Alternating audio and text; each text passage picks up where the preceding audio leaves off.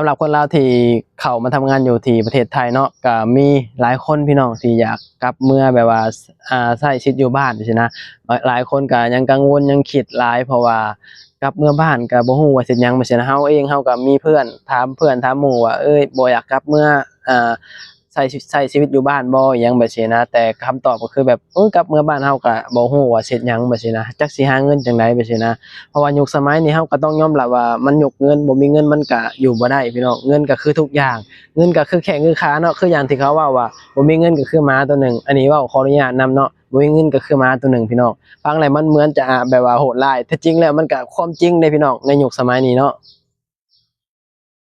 สบายดีพ่อแม่พี่น้องสวัสดีพ่อแม่พี่น้องทางฝั่งไทยนำครับผมมื้อนี้ก็มาพ้อกันกับบรรยากาศอยู่ในต้นไม้พี่น้องมื้อนี้ก็เป็นวันหยุดเฮาเนาะวันหยุดเฮาก็เลยว่าออกมาหานั่งตากแอร์ธรรมชาติก่อนพี่น้องอยู่ในห้องก็ร้อนคือมื้อนี้เฮาก็สิมาเว้าเรื่องที่ว่าคนลาวที่เข้ามาทำงานอยู่ที่ประเทศไทยเนาะก่อนอื่นก็ต้องยอมรับว่าอยู่ไทย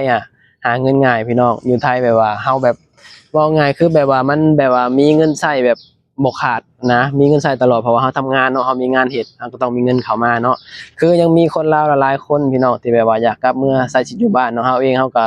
มีหมู่มีเพื่อนแบบถามว่าบ่อยากกลับเมื่อแบบอยู่บ้านบ่อิหยังประมาณนี้นะคำตอบก็คือแบบว่าโอ๊ยกลับเมื่อบ้านเฮาก็บ่ฮู้ว่าสิเฮ็ดหยังแบบซี้นะหลายคนก็ว่าเฮายังมีเหือมีแรงอยู่เฮาก็อยู่ไทยไปก่อนหาเงินไปก่อนแบบซี้เนาะอันนี้เฮาก็ต้องยอมรับและก็เข้าใจพี่น้องว่ายุคนี้มันยุคเงินเนาะบ่มีเงินมันก็เฮ็ดหยังบ่ได้เงินก็คือทุกอย่างในยุคสมัยนี้เนาะบ่มีเงินก็เหมือนแบบชีวิตเฮาก็เท่านั้นแหละพี่น้องอยู่บ้านนอก ยิ่งอยู่บ้านนอกหาเงินค่อนข้างที่จะยากพี่น้องเฮาก็คนหนึ่งแหละการที่เฮาอยู่บ้านนอก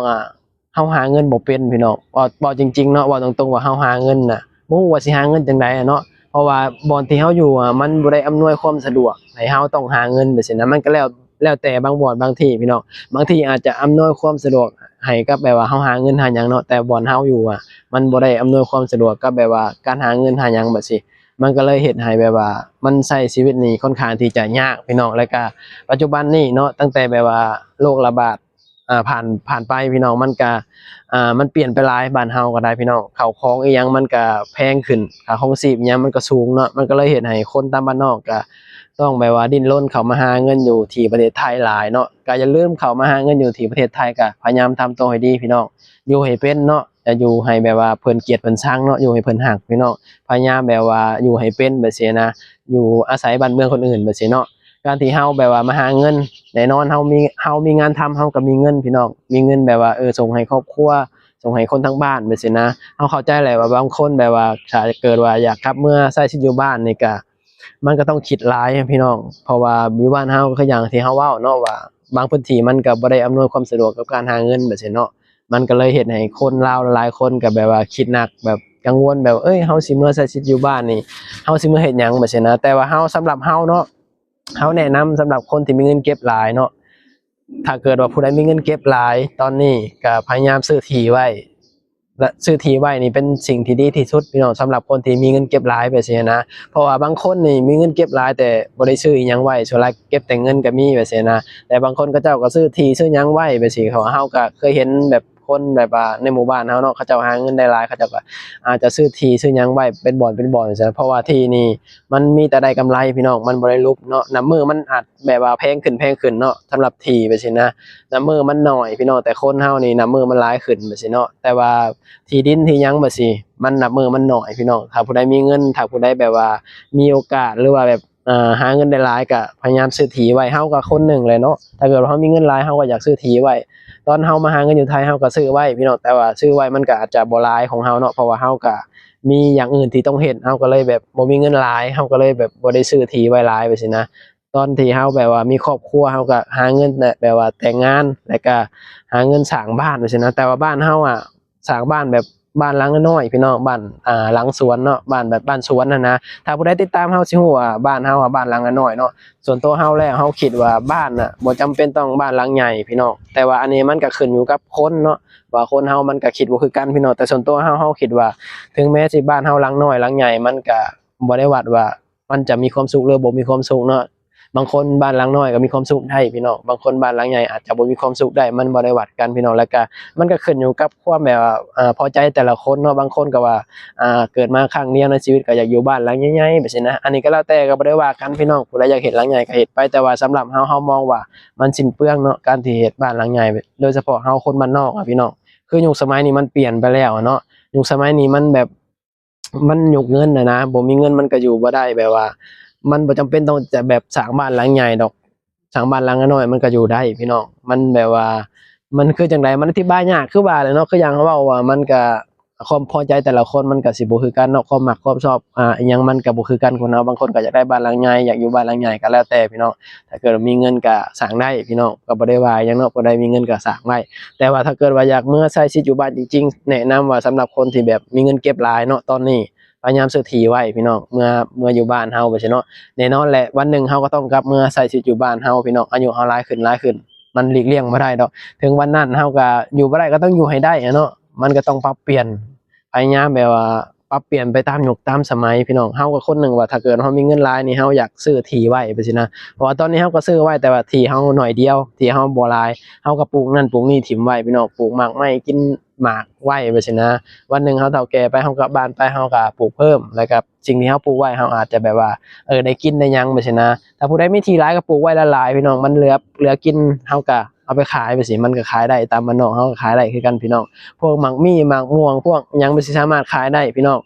ตามบ้านนอกเฮาก็ขายได้คือกันเนาะถ้าผู้ใดมีเงินเก็บหลายๆก็พยายามแบบซื้อที่ซื้อหยังไว้เนาะการที่จะเมื่อใช้ชีวิตอยู่บ้านก็พยายามวางแผนให้ดีพี่น้องเฮาก็คนหนึ่งว่าเฮาเคยเมื่อใช้ชีวิตอยู่บ้านครั้งหนึ่งพี่น้องเฮาก็มาไทยหลายปีเด้เฮาก็เมื่อใช้ชีวิตอยู่บ้านนี่ตอนเฮาเมื่อนี่เฮายังมีบ่พร้อมทุกอย่างพี่น้องเฮาเมื่อนี่เฮาก็เมื่อเฮ็ดห้องน้ำเมื่อซื้อนั่นซื้อนี่เนาะซื้อหันซื้อนี่อันนี้เฮาก็สิบ่เว้าหลายดอกเดี๋ยวเว้าหลายก็ว่าคนสิหาว่าเฮาอวดนะเฮาซื้อหันซื้อนี่อะไรแบบสิ่งที่เฮายังบ่ได้ไปสิเฮาก็เลยเงินที่เฮาเก็บมันก็เลยแบบน้อยไปพอน้อยไปบัดนี้มีลูกพอมีลูกปุ๊บอ้าวค่าใช้จ่ายพี่น้องเอ้ยยุคสมัยนี้เนาะมีลูกนี่บ่มีเงินมีบ่ได้อันนี้เฮายอมรับเลยบ่มีเงินมีบ่ได้พี่น้องลูกสมัยนี้เนาะมันยุคสมัยมันเปลี่ยนไปหลายบ่คือรุ่นพ่อรุ่นแม่เฮาแล้วก็ทุกสิ่งทุกอย่างมันล้วนบ่คือเก่าพี่น้องตามยุคตามสมัยเนาะเมื่อก่อนน่ะการที่มีลูกหลายนี่เป็นสิ่งที่ดีเนาะแต่ปัจจุบันนี่การที่มีลูกหลายนี่เอาเองลูกน่ะก็ลำบากเอาเองเฮาก็ลำบากคือลำบากทั้งสองฝ่ายนะถ้าเกิดว่าเฮาบ่มีเงินหลายนะถ้าผู้ใดมีเงินหลายก็สามารถมีลูกหลายได้พี่น้องแต่สำหรับคนที่แบบเงินบ่หลายไปสิก็เฮาแนะนำว่าอย่ามีลูกหลายเพราะว่ามันสิลำบากทั้งลูกทั้งเฮาไปสินะลำบากทั้งสองแหละเขาก็ลำบากเฮาก็ลำบากเพราะว่าเฮาบ่มีเงินหลายเด้มันลำบากเฮ็ดนั่นเฮ็ดนี่แบบว่ามีลูกกับบางทีเขาอาจจะแบบเล็กน้อยเนาะบางคนอาจจะเลี้ยงยากเด้พี่น้องเฮาก็ยังโชคดีลูกเฮาเลี้ยงบ่ค่อยยากปานใดพี่น้องก็ยังมีความโชคดีเนาะแบบว่าเขาบ่ค่อยจะเป็นอุ่นบ่ค่อยแบบว่าป่วยปานใดนะส่วนหลายก็สิแบบว่าแข็งแรงดีเฮาก็เลยมีความสุขดีเนาะแต่บางคนอาจจะแบบว่าบ่โชคบ่ดีอาจจะ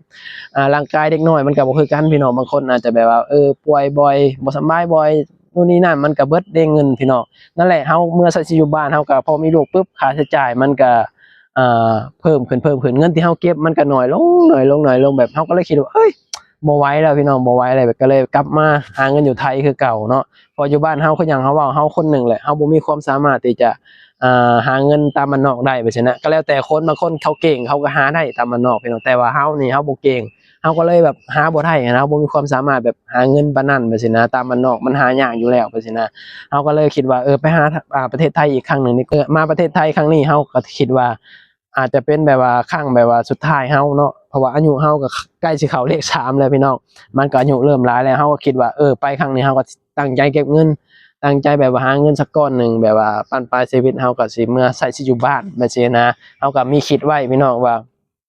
ปานปลายชีวิตเฮาก็สิเมื่อใช้ชีวิตอยู่บ้านแบบคนเฮาอะนะมื้อเฒ่าเนาะนะมื้ออายุเฮาหลายขึ้นเฮาหลีกเลี่ยงบ่ได้ดอกพี่น้องจังไดเฮาก็กลับเมื่อใช้ชีวิตอยู่บ้านเฮาอยู่แล้วเพราะว่าเฮาบ่แม่นคนไทยอะเนาะเฮาเป็นคนต่างประเทศหรือว่าบ่แม่นคนในประเทศไทยแบบนี้นะเฮาก็เลยคิดว่าวันหนึ่งเฮาก็ต้องกลับเมื่ออยู่บ้านเฮาอยู่ดีเฮาก็เลยคิดว่าตั้งใจเก็บเงินดีกว่าแบบนี้นะแต่สมัยวัยรุ่นก็อาจจะเกเรแหน่พี่น้องตามภาษาวัยรุ่นเนาะก็แบบบ่ค่อยเก็บเงินปานใดฉะนั้นมาหาเงินอยู่ไทยแบบนี้นะก็แบบมีเก็บแหน่แบบใช้สะสายแหน่แบบนี้นะแต่พอมีครอบครัวมีลูกมีหยังก็ความคิดเฮาก็เป็นผู้ใหญ่ขึ้น แล้วก็คิดหลายด้านขึ้นคิดรอบด้านพี่น้องว่าเฮาสิใช้ชีวิตแบบใดโดยเฉพาะในยุคสมัยนี้มันยุคเงินนะใช้จ่ายหยังเฮาก็ต้องประหยัดถ้าบ่ประหยัดมันก็อยู่บ่ได้ดอกพี่น้องหาเงินก็ได้เนาะมันหาเงินตอนนี้มันก็หาเงินมันก็หายากพี่น้องโดยเฉพาะแบบตามบ้านนอกตามชนบทจังซี่มันหาเงินยากว่าซี่นะดีแต่เขามาหาเงินอยู่ไทยว่าซี่นะพี่น้องถ้าผู้ใดแบบว่าอยากกลับเมื่อใช้ชีวิตอยู่บ้านก็พยายามแบบวางแผนไว้พี่น้องผู้ใดมีเงินมีทองก็ซื้อที่ซื้อหยังไว้ปลูกนั่นปลูกนี่ไว้เนาะเมื่ออยู่บ้านเฮาปันปลายชีวิตก็ประมาณนั้นแหละพี่น้องเนาะเฮาก็เฒ่าแก่ไปเฮาก็ต้องกลับมาใช้ชีวิตอยู่บ้านเฮาอยู่ดีเนาะก็พยายามแบบว่าซื้อที่ซื้อหยังไว้ปลูกนั่นปลูกนี่ไว้พี่น้องไว้เฮาแบบว่าเวลาเฮาเฒ่าเฮาแก่ไปแบบสิเฮาก็พอได้อยู่ได้กินแบบนี้นะมักมีมักม่วงอีหยังปลูกได้ก็ปลูกไปเลยพี่น้องสำหรับคนที่มีที่หลายเนาะคลิปนี้เฮาก็สิปิดคลิปเนาะแล้วก็ขอบคุณพี่น้องออนไลน์ที่เสียสละเวลาเขามาเบิ่งมาชมภาพพี่น้องเขามาให้กำลังใจแล้วก็กดติดตามนำเด้อพี่น้องเอาไว้พอกันคลิปหน้าสบายดีสวัสดีครับผม